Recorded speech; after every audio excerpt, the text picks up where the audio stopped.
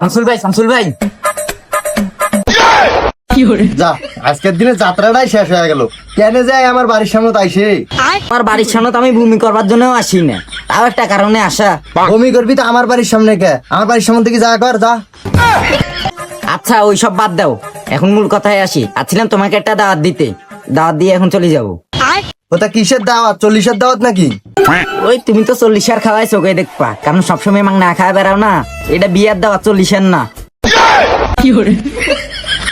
ওইসব বিয়ের টিয়ের দাওয়াত আমি খাই না বাপু। তুমি অন্য কাউকে দাও, আমার বিয়ের দাওয়াত লাগবে না। তুমি এলাকাবাসী মনে কর সবাইকে আমি দাওয়াত দিছি, শুধু এখন তোমাকে দাওয়াত দেওয়ার বাকি আছে। এই যে তোমার নামে কাঠ সাপ্লাইছি, তোমাকে দিতে যাচ্ছি। খাইলে খাও, না খাইলে নাই, যাইলে যাও, না যাইলে নাই। আমাকে বাধ্যতামূলক 1000 টাকা দিতে হবে। ও এটা কাট দিয়ে গেলাম। আমি পারি না আর পারি না।